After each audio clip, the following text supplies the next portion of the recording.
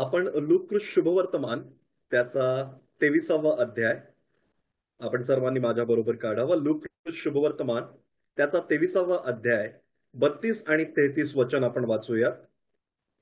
Look शुभवर्तमान 23वा अध्याय 32 आणि 33 वचन. त्याच्याबरोबर दुसऱ्या दोघा जणांस ते अपराधी असल्यामुळे वधस्तंभावर खेळण्यासाठी नेले. नंतर ते कवटी म्हटलेल्या जागी आले तेव्हा तेथे त्यांनी त्याला व त्या अपराध्यास एकाला त्याच्या उजवीकडे एकाला डावीकडे असे वधस्तंभावर खेळले. प्रियांनो, हा पाठ, हा अध्याय आणि यातली सर्व वचनं आपण जवळजवळ रोज वाचतो, आपण त्याच्यावरती मनन करतो आणि आज देखील आपण ह्या वचनांवरती मनन करूयात. प्रियांनो, जेव्हा आपण ही वचनं वाचतो, आज या शहरामध्ये एक विशेष घटना घडणार आहे. या शहरामध्ये एक विशेष घटना घडत आहे. इथे 3 जणांना वधस्तंभावरती देण्यात येणार आहे.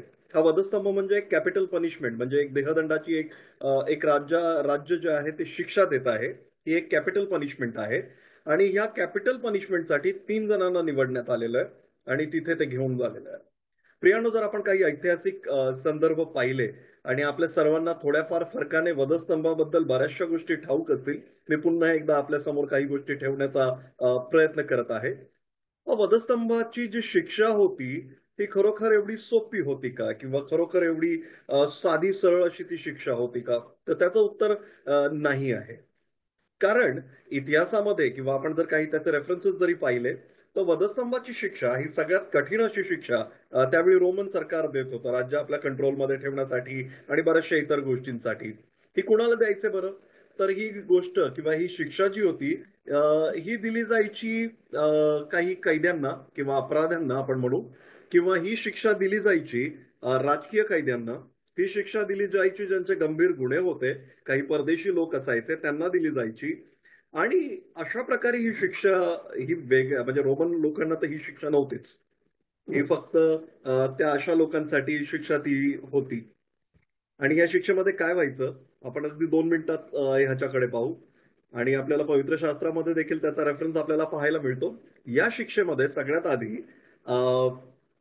आपण याचं सिरियसनेस बघणं खूप गरजेचं आहे की या शिक्षेमध्ये सर्वात आधी त्या गुन्हेगाराचे किंवा त्या कैद्याचे कपडे काढले जायचे. पूर्ण कपडे काढून त्यांना मारलं जायचं आणि मारहाण केली जायची. ती किती असायची मला खरंच कल्पना नाही त्याची, पण मी जेव्हा जेव्हा पवित्र शास्त्र वाचतो आणि मी प्रभूच्या वरती उचललेला तो प्रत्येक हात पाहतो आणि मी कल्पना करू शकतो तो किती ती मारहाण कठीण असेल आणि किती भयंकर स्वरूपाची असेल. त्याच्यानंतर तो जो वधस्तंभ आहे, जिथे वधस्तंभाची शिक्षा आहे तिथे नसायचा. त्या कोर्टयार्ड मधनं तुमचा वधस्तंभ तुम्हाला स्वतः घ्यायचा आहे आणि त्या पूर्ण शहरामधून चालत जाऊन तुमचा वधस्तंभ तुम्हाला स्वतः चालत जाऊन तिथपर्यंत घेऊन जायचा आहे. हा नुसता वधस्तंभावरती खेळणं नव्हतं बरं का. तिसरी गोष्ट केली जायची ती म्हणजे त्या वधस्तंभावरती जेव्हा तुम्हाला खेळलं जाईल त्या वधस्तंभावरती तुमच्या नावाची, तुम्ही काय गुन्हा केलाय ती पाटी लावली जायची. It was a public display. पूर्णपणे तुम्ही जे काही आहात, तुमची गुन्हे, तुम्ही जसे तो तुमचा अपराध आहे तो सर्वत्र तो तिथे दाखवला जायचा. हा पब्लिक डिस्प्ले असायचा, एक शो असायचा तिथे. आणि खिळे मारून त्या वधस्तंभावरती खेळलं जायचं. आणि जेव्हा आपण खिळे मारून म्हणतोय ही कल्पना करा तुम्ही की तुमचं जे काही बॉडी वेट असेल, तुमचं जे काही वजन असेल, तुम्हाला त्या वधस्तंभावरती खेळलेलं आहे तिथे तुमच्या हातामध्ये. तिथे प्रभूच्या आपण पाहतो की इथे खिळे मारलेले आहेत असं तिथे वचन सांगतं आपल्याला.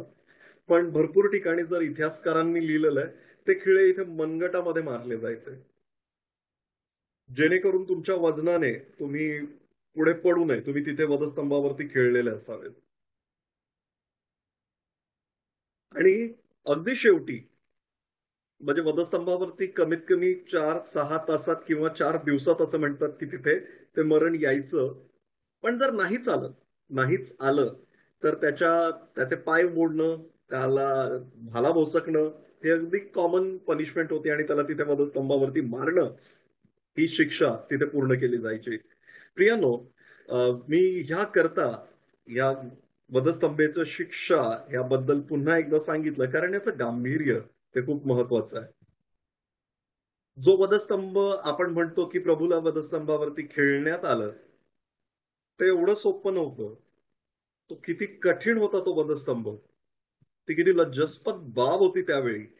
हे सगळं आपल्याला इथे माहिती असणं खूप गरजेचं आहे. आणि हे पुन्हा एकदा आपण समजून घेणं खूप गरजेचं आहे. पण आज या शहरामध्ये अशा 3 जणांना त्या वधस्तंभावरती दिलं जात होतं आणि आपण ह्या 3 जणांकडे आज पाहणार आहोत. या वधस्तंभावरती हे जे 3 जण गेलेले आहेत, त्यांनी या शिक्षा भोगलेल्या आहेत आणि या शिक्षा भोगून ते वधस्तंभावरती गेलेले आहेत. पण प्रत्येक वधस्तंभ एक वेगळं चित्र आपल्या समोर उभं करत आहे आणि त्यांच्याकडे आपण पाहण्याचा प्रयत्न करूया. आपण जर ह्या वधस्तंभाकडे पाहिलं प्रियांनो, आणि या वधस्तंभावरती जसं आपण पाहिलं की प्रभू मध्ये आहे, त्याच्या उजव्या बाजूला एक अपराधी आहे, त्याच्या डाव्या बाजूला एक अपराधी आहे. आणि या वधस्तंभावरती खेळल्यानंतर लुक शुभवर्तमान 23व्या अध्यायाच्या 39व्या वचनामध्ये त्यातला एक अपराधी बोलत आहे. त्यातला एक जो व्यक्ती आहे तो बोलत आहे. तो काय म्हणतो बरं? 39व्या वचनामध्ये असं म्हटलंय, वधस्तंभावर खेळलेल्या त्या अपराध्यांपैकी एकाने त्याची निंदा करून म्हटले, तू ख्रिस्त आहेस ना, तर स्वतःला व आम्हाला वाचेल. ह्या वचनामधून आपण भरपूर वेळा पाहिलं असेल प्रियांनो. त्या वचनामध्ये तो आहे अपराधी आणि तो म्हणतो, तो निंदा करतोय प्रभूची आणि तो प्रभूला म्हणतोय की तू जर ख्रिस्त आहेस तर स्वतःला आणि आम्हाला वाचव. प्रियांनो, मी तुम्हाला ह्या वधस्तंभावरती थोडस जायला सांगेल. तुम्ही स्वतः तिथे आहात ही कल्पना करा. तुम्ही त्या वधस्तंभाकडे पाहण्याचा एकदा प्रयत्न करा. एक अपराधी आहे जो आयुष्यभर अपराध करत आलेला आहे. त्याला ठाऊक आहे की तो पापी आहे. त्या वधस्तंभावरती आहे. त्याला देखील मारहाण झालेली आहे. त्याला देखील आपला वधस्तंभ स्वतःचा वाहून नेण्याची गरज पडलेली आहे. त्याला देखील खिळे मारून त्याला त्या वधस्तंभावरती उभं केलेलं आहे. त्याला देखील त्याच्या पापांची पाटी, त्याच्या नावाची पाटी तिथे वरती लावलेली आहे. आणि असा जो हा व्यक्ती आहे, हा तिथे देखील एक अपराध करत आहे पुन्हा एकदा. आणि तो त्याच्या बाजूला उभा राहिलेला, त्याच्या बाजूला वधस्तंभावरती खेळलेला जो प्रभू आहे, कदाचित ज्याची त्या दिवशी सगळ्यात जास्त जर कुणाला त्या दिवशी मार देण्यात आला असेल, त्या दिवशी सगळ्यात जास्त जर कुणाला त्रास देण्यात आला असेल, सगळ्यात जास्त कुणाला लज्जास्पद वागणूक दिली असेल, सगळ्यात जास्त कुणाचं ह्युमिलेशन झालं असेल, तर तो तुमचा आणि आमचा प्रभू येशू ख्रिस्त.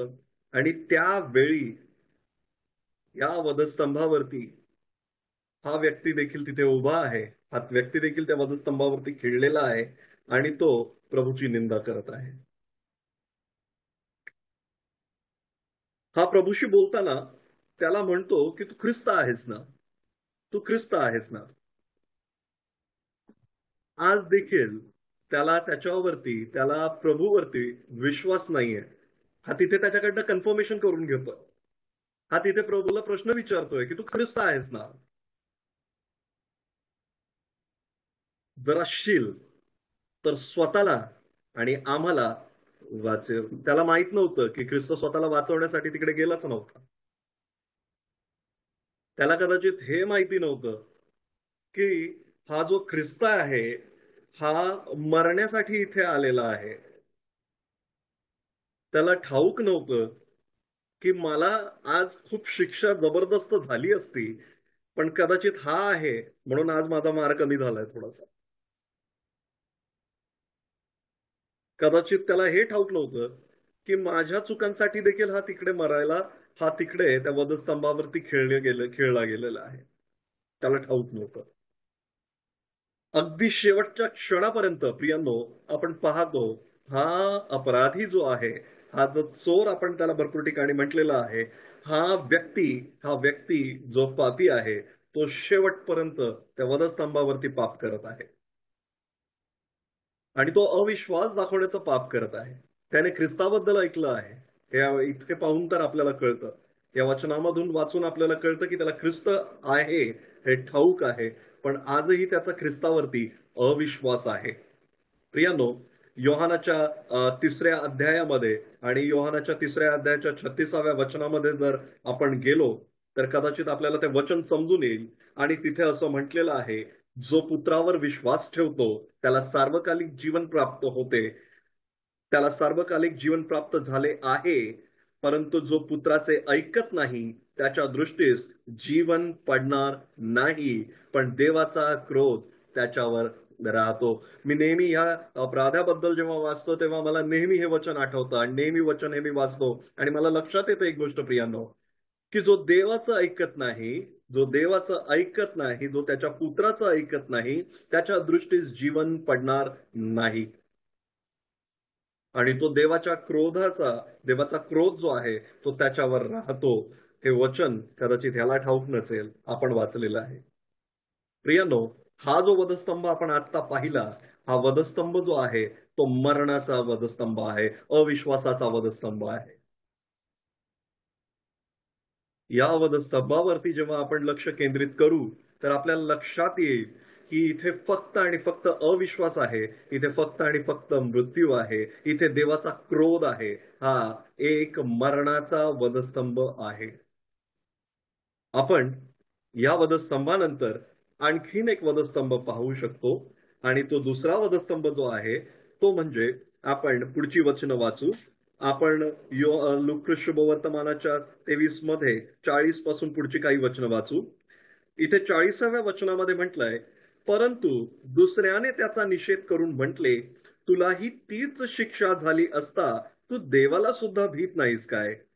आपली शिक्षा तर यथा न्याय आहे, कारण आपण आपल्या कृत्यांचे योग्य फळ भोगीत आहोत, परंतु याने काही अयोग्य केले नाही. या वचनामध्ये जसा तो अपराधी होता तसा हा देखील एक अपराधी आहे. जसं ह्याने पहिल्याने पाप केलं होतं तसं ह्याने देखील पाप केलेलं आहे. पण ह्या दोन वधस्तंभांमध्ये काय फरक आहे प्रियांनो? या पहिल्या वधस्तंभामध्ये आपण अविश्वास पाहिला, मरण पाहिलं. या दुसऱ्या वधस्तंभावरती आपण पाहतो की तो त्याचा निषेध करतो, पाप्याचा निषेध करतो हा व्यक्ती. आणि हा म्हणतो की तू देवाला सुद्धा भीत नाहीस काय? तुम्हाला माहितीये प्रियांनो, मनुष्याची जगण्याची इच्छा, त्याची आशा ही खूप मोठी असते. आज हा व्यक्ती वधस्तंभावरती आहे. त्याला ठाऊक आहे की येत्या काही तासांमध्ये हा व्यक्ती, मी स्वतः मरणार आहे. मला जीवन मिळणार नाही हे त्याला ठाऊक आहे. तो इथे या वचनामध्ये त्याची आशा दाखवतो की आजही आत्ता या वधस्तंभावरती जेव्हा मी खिळला गेलेलो आहे, मला जगण्याची आशा आहे, देवाची आशा आहे. या वचनामध्ये 41व्या मध्ये तो म्हणतो की आपली शिक्षा यथा न्याय आहे. प्रियांनो, तो म्हणतो की माझ्या कृतींचं सगळं फळ, माझा जो न्याय झालाय तो योग्य आहे, तो चुकीचा नाहीये. म्हणजे तो इथे पापांची कबुली देतोय. आणि विशेष गोष्ट म्हणजे माहितीये प्रियांनो, हा त्याच्या स्वतःच्या पापांची कबुली प्रभू येशू ख्रिस्तासमोर देतोय. हा कोणा इतरांसमोर देत नाहीये, हा प्रभू येशू ख्रिस्तासमोर त्याच्या स्वतःच्या पापांची कबुली करतोय. तो तिथे म्हणतोय की माझा न्याय यथायोग्य आहे, यथायोग्य आहे, कारण आपण आपल्या कृत्यांचे फळ भोगीत आहोत. कृत्यांचे फळ प्रियांनो, तो म्हणतो की मी पापीच आहे. या या या वधस्तंभाकडे जेव्हा आपण पाहतो, तो 42व्या वचनामध्ये प्रभूला एक विनंती करत आहे. आणि ती विनंती बघा किती छान आहे. तो म्हणतो की अहो येशू, आपण आपल्या राजाधिकाराने याल तेव्हा माझी आठवण करा. त्याला ठाऊक आहे. बघा हा विश्वास किती महत्वाचा आहे. त्याने त्याला विचारलं नाही की तू ख्रिस्त आहेस का? त्याने त्याला सांगितलं. त्याला तो म्हणतो की अहो प्रभू, अहो येशू, आपण आपल्या राजाधिकाराने जेव्हा याल आपल्या राजाधिकाराने जेव्हा याल तेव्हा माझी आठवण करा, फक्त आठवण करा. इतर काही मागितलं नाही त्याने. त्याने विश्वासने त्याला प्रभूला प्रार्थना केलेली आपण पाहतो. आणि 43व्या वचनामध्ये प्रभू त्याला सांगतो देखील की मी तुला खचित सांगतो की आज तू माझ्या सोबत सुखलोकात असशील. प्रियांनो, हा जो वधस्तंभ आपण पाहिला, हा पश्चातापाचा वधस्तंभ आहे, सुटकेचा वधस्तंभ आहे. या अपराधाने मी मी मी जेव्हा जेव्हा ह्याच्याबद्दल विचार करतो, माझ्या मनामध्ये एक प्रश्न येतो की हा देखील तेवढाच दुःखात आहे. तो पहिला अपराधी आणि हा अपराधी, या दोघांची शिक्षा यथायोग्य आहे. पहिल्याने अविश्वास दाखवला, पाप कबूल केली नाहीत, शेवटपर्यंत केली नाहीत. दुसरा जो आहे त्याला ठाऊक आहे की कोणत्याही क्षणाला त्याला मृत्यू येऊ शकतो. जगण्याची माझी काही आशा आता संपलेली आहे, आता मी काही जगणार नाही. पण अगदी शेवटच्या क्षणी देखील तो प्रभूला विनवणी करत आहे, प्रभूकडे आपल्या पापांची कबुली देत आहे. त्याचा विश्वास आहे की प्रभू जेव्हा कधी येईल, जे काही देईल ते योग्यच असेल. आणि तो प्रभूला तिथे विनवणी करत, पश्चाताप करत प्रभूकडे प्रार्थना करत आहे. प्रियांनो, हा जो वधस्तंभ आपण पाहतो, हा जो वधस्तंभ आहे तो पश्चातापाचा आणि सुटकेचा वधस्तंभ आहे. प्रियांनो, आपण एका गोष्टीचा आणखीन विचार केला पाहिजे. हे हे जेव्हा बोलत आहेत हे सर्व वधस्तंभावरती आहेत, तुम्हाला ठाऊक आहे आजूबाजूला काही तिथे एकटे नव्हते. आजूबाजूला भरपूर जण आहेत, प्रभूचे शिष्य आहेत, रोमी तिथे सेवक आहेत, तिथे सरकाराचीच लोक काही आहेत, सैनिक आहेत, सर्व आहे. काही बघे देखील आहेत, कारण त्यांना त्या पब्लिक डिस्प्लेसाठी तिथे ठेवलं होतं, त्यांना पब्लिक ह्युमिलेशनसाठी तिथे ठेवलं होतं. आणि ती सर्वजण तिथे आहेत. प्रियांनो, ते सर्वजण त्या वधस्तंभांकडे पाहत आहेत. मला माहित नाही कोणी कोणत्या वधस्तंभाकडे पाहिजे, पण जेव्हा मी उभा राहीन, मी हे पहिला वधस्तंभ पाहिला, तो मरणाचा पाहिला. मी इथे उभा राहून मी तो वधस्तंभ पाहिला जिथे पश्चाताप आणि सुटकेचा वधस्तंभ आहे. आणि तिसरा एक वधस्तंभ प्रियानो तिथे आहे, आणि तो वधस्तंभ म्हणजे आपल्या प्रभूचा वधस्तंभ. या वधस्तंभावरती प्रियानो आपला प्रभू आहे. या वधस्तंभावरती आपल्या प्रभूला, आज तो तिथे त्या पूर्ण शहराचा सेंटर ऑफ अट्रॅक्शन होता असं म्हणायला हरकत नाही. सगळ्यांचं लक्ष त्याच्यावर केंद्रित आहे. सगळेजण पाहतायत की जो ख्रिस्त म्हणून होता, जो मरणातनं सर्वांना उठवत होता, जो कित्येक आजार बरे करत होता, शब्दात दिवस त्यांनी मानला नाही, तो पुरुषांबरोबर तिथे तो झगडला त्यासाठी, त्या पुरुषांना त्याने सुनावलं, हा तो प्रभू येशू ख्रिस्त आहे. कित्येक जण म्हणाले की तो सुताराचा पोरगा आहे, तो मरियेचा मुलगा आहे. असा प्रभू, हा जो प्रभू होता, ज्याने लाजराला जिवंत केलं, 4 दिवस मरून झालेला लाजर त्याला जिवंत केलं, त्याच्या मागे आज कित्येक शिष्यांचा लोंढा होता. आज वधस्तंभावरती मात्र एकटा आहे. कित्येक जण हा प्रभू बघायला तिथे आहे. या प्रभूला पाहताना प्रियांनो, या वधस्तंभावरती जाताना तुम्हाला एक गोष्ट ठाऊक आहे, आणि हे नक्कीच सर्वांना ठाऊक आहे, इथे या वधस्तंभावरती स्वॅपिंग झालं माहितीये, म्हणजे अदला बदल झाली या वधस्तंभावरती. कदाचित हा वधस्तंभ म्हणजे मी ह्या वधस्तंभावरती जाणाऱ्या बरब्बाबद्दल जेव्हा आपण विचार करू, तर आपल्याला एक गोष्ट लक्षात येईल. बघा, आज तिथे प्रभू होता म्हणून ठीक आहे, जर कदाचित तिथे बरब्बाच असता तर ह्या तिघांचं काय झालं असतं? या प्रत्येक वधस्तंभावर फक्त मरण मरण आणि मरणच असतं. पण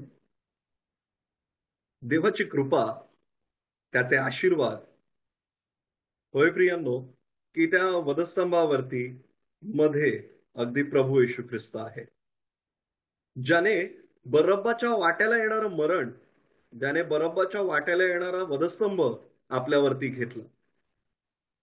आणि असे कित्येक बरब्बा आज या एक अमूल्य सेवेमध्ये मीटिंगसाठी देखील बसलेले आहेत, जे बरब्बा होते. होय प्रियांनो, आपण जेव्हा त्या वधस्तंभावरती पाहतो की त्याने ते फक्त बरबाचं मरण नाही तिथे घेतलेलं आहे प्रियानो. आपल्या वाट्याला येणारं प्रत्येक मरण, आपल्या पापांबद्दल असलेली प्रत्येक शिक्षा त्याने त्या वधस्तंभावरती सहन केलेली आहे. प्रियानो, जेव्हा तो अपराधी विचारतो, अगदी शेवटच्या क्षणी सुद्धा, अगदी शेवटच्या क्षणी सुद्धा, जेव्हा मृत्यूला प्रभू आपला आत्मा समर्पण करणार आहे, होय, अगदी त्या शेवटच्या क्षणी सुद्धा प्रभू तिथे त्या अपराधाची शिक्षा माफ, त्याची पाप माफ करतोय. अगदी त्या शेवटच्या क्षणी तो वधस्तंभावरती तिथे नासोरी येशू, जो यहुद्यांचा राजा असं लिहिलेलं होतं, हे त्याचं पाप होतं असं म्हटलंय तिथे. तो तर जगाचा, सर्व सृष्टीचा राजा होता आणि त्याचा क्राईम किंवा त्याची ओळख तिथे तशी लिहिली होती. प्रियानो, या प्रभूने, आपल्या प्रभूने त्या चोराला जसं नवीन जीवन दिलं, त्या अपराधाला जसं नवीन जीवन दिलं, तसं तुम्हाला आणि आम्हाला देखील तिथे नवीन जीवन तिथे दिलं. हा जो तिसरा वधस्तंभ आपण प्रियांनो पाहतो, हा तिसरा वधस्तंभ जो आहे, तो जीवनाच्या आशेचा वधस्तंभ आपण पाहतो. होय प्रियांनो, जीवनाच्या आशेचा वधस्तंभ. ह्या वधस्तंभावरती जेव्हा आपण पाहतो, तिकडे आपण जेव्हा नजर लावतो, होय प्रियांनो, आज माझा प्रभू त्या वधस्तंभावरती जर खेळला गेला नसता, आज तुमचा आमचा प्रभू त्या वधस्तंभावरती माझी सर्व पाप, तुमची सर्व पाप घेऊन जर त्या वधस्तंभावरती खेळला गेला नसता, होय प्रियांनो, जे लज्जास्पद मरण, जे कपडे काढून मारणं, हे सगळं आपल्यासाठी होतं, आपल्याला मिळायला हवं होतं, ते सगळं तुमच्या आणि आमच्या प्रभूने आपल्यावरती घेतलं. हा अपराधी सुद्धा म्हणतो की ह्याने तर काहीच अपराध, काही अयोग्य केले नाही, काहीही अयोग्य केलं नाही. आणि काही अयोग्य न करता देखील आपला प्रभू त्या वधस्तंभावरती होता. केवळ एकाच गोष्टीसाठी प्रियानो, फक्त एकाच गोष्टीसाठी, ते म्हणजे तेव्हाच्या, त्याच्या आधीच्या, त्याच्यानंतर येणाऱ्या कित्येक पिढ्या ज्या पापामध्ये येणार होत्या, जगणार आहेत किंवा होत्या, त्या सर्वांचे पाप, होणारे पाप, येणारे पाप प्रियांनो, त्याने विश्वासाच्या द्वारे आपल्यावरती घेतलेले आहे. आणि ती सर्व पाप तिथे त्याने खेळून मारलेले आहे. प्रियानो, आपल्या पापांची जी क्षमा आहे त्या वधस्तंभावरती तिथे झाली. हा जो तिसरा वधस्तंभ आहे, खूप महत्वाचा वधस्तंभ आहे. या तिसऱ्या वधस्तंभाने अगदी शेवटपर्यंत प्रत्येकाला वाचवलं, प्रत्येकाचा जीव त्याने माफ केला प्रियानो, आणि जीवन प्रत्येकाला दिलं. होय प्रियानो, आपला जो प्रभू आहे त्याने प्रत्येकाला गौरवलं. हा जो वधस्तंभ आपण पाहिला, हा जो आहे तो आपला प्रभूचा वधस्तंभ, म्हणजे जीवनाची आशा देणारा एक वधस्तंभ आहे. अगदी त्या चोराला देखील शेवटच्या क्षणी जीवनाची आशा तिथे मिळाली. होय, प्रभूने ती त्याला दिली. आपण शेवटचं वचन वाचून थांबूया. रोमकारास पत्र त्याचा 5वा अध्याय 7वं आणि 8वं वचन आपण वाचूया. आपल्या सर्वांच्या परिचयाचं असं वचन आहे. रोमकारास पत्र 5वा अध्याय 7वं आणि 8वं वचन. नीतिमान मनुष्यासाठी कोणी मरणारा विरळा, चांगल्या मनुष्यासाठी मरण्यास कदाचित कोणी धाडस करील, परंतु देव आपणावरच्या स्वतःच्या प्रीतीचे प्रमाण हे देतो की आपण पापी असतानाच ख्रिस्त आपणासाठी मरण पावला. होय प्रियांनो, ते वचन अगदी सत्य आहे. आपला ख्रिस्त आपण पापी असताना आपणासाठी मरण पावला. आपण प्रियांनो, या प्रभूला धन्यवाद देऊ, त्याचा गौरव करू, आणि प्रियांनो, मनापासून पुन्हा एकदा त्या 3 वधस्तंभांकडे पाहू. हे 3 वधस्तंभ जे आहेत, एक वधस्तंभ अविश्वासाचा, मरणाचा वधस्तंभ. एक वधस्तंभ जो आपण पाहिला तो जो आहे तो पश्चातापाचा आणि सुटकेचा. अगदी शेवटच्या क्षणी देखील पश्चाताप आणि सुटका ही तिथे दिसते आपल्याला प्रियांनो. आणि तिसरा वधस्तंभ जो आपल्या प्रभूचा वधस्तंभ.